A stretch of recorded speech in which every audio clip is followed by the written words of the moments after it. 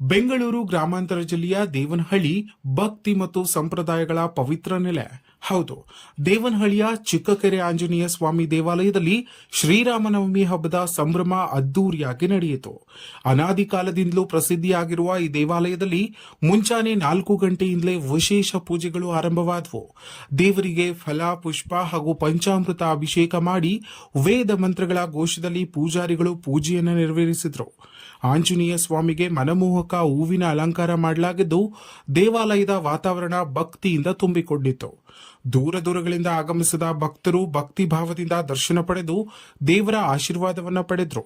ಈ ಸಂದರ್ಭದಲ್ಲಿ ಸುಮಾರು 4,000ಕ್ಕೂ ಹೆಚ್ಚು ಭಕ್ತರಿಗೆ ಪ್ರಸಾದ ವ್ಯವಸ್ಥೆಯನ್ನ ಮಾಡಲಾಗಿತ್ತು. ಹೌದು, ದೇವಸ್ಥಾನಕ್ಕೆ ಬಂದ ಭಕ್ತಾದಿಗಳಿಗೆ ಕುಮಾರ್ ಅವರ ನೇತೃತ್ವದಲ್ಲಿ ಅನ್ನ ಸಂತರ್ಪಣೆ, ಪಾನಕ, ಮಜ್ಜಿಗೆ ಹಾಗೂ ಹೆಸರು ಬೇಳೆ ವಿತರಣೆ ಮಾಡಲಾಯಿತು.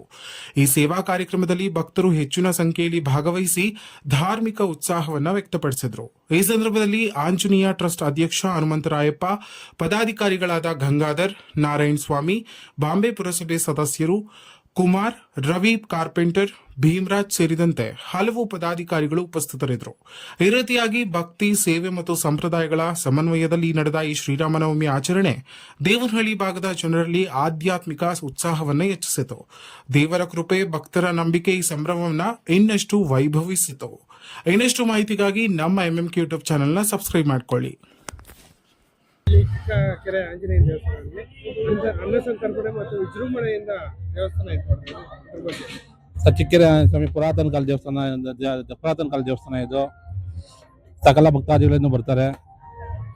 ಜನ, ಮನ, ತನು, ಧನ ಎಲ್ಲ ಭಗವಂತ ಕೊಡ್ತಾನೆ.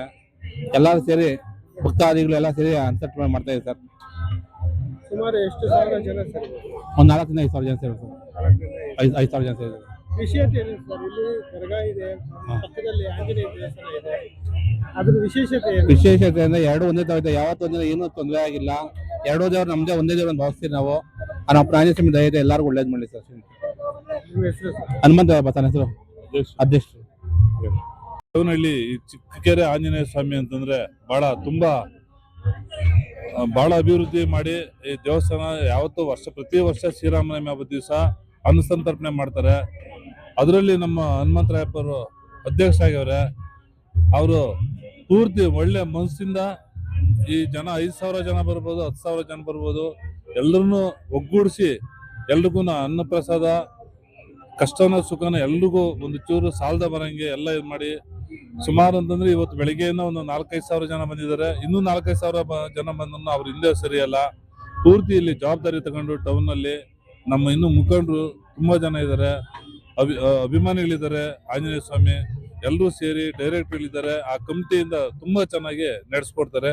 ನಮ್ಗೆ ತುಂಬಾ ಖುಷಿ ಆಗ್ತೈತಿ. ಇಲ್ಲಿ ಬಂದ್ರೆ ಒಂದು ಸಮಾಧಾನ ಅನ್ಸೈತೆ ನಮ್ಗೆ ಇಲ್ಲಿ ಬಂದ್ರೆ. ಸಾಕಷ್ಟು ಜನ ಭಕ್ತಾದಿಗಳು ಹೇಳ್ತಾರೆ ಇಲ್ಲಿ ಪವರ್ಫುಲ್ ಆಂಜನೇಯ ದೇವಸ್ಥಾನ ಏನೇ. ಹೌದು, ಖಂಡಿತ ಈ ಆಂಜನೇಯ ಸ್ವಾಮಿ ಹತ್ರ ಏನು ಅರಿಕೆ ಮಾಡ್ಕೊಂಡ್ರೆ ಅದು ಖಂಡಿತ ನೆರವೇರ್ತದೆ ಅಂತ ಹೇಳ್ಬಿಟ್ಟು ನಮಗೂ ಒಂದು ಬಹಳಷ್ಟು ಇದೈತೆ. ಅದಕ್ಕಾಗಿ ನಾವು ಇಲ್ಲಿ ಬಂದಿದ್ದೀರಿ. ನಮ್ಮ ಹೆಸರು ಭೀಮರಾಜು ಅಂತ.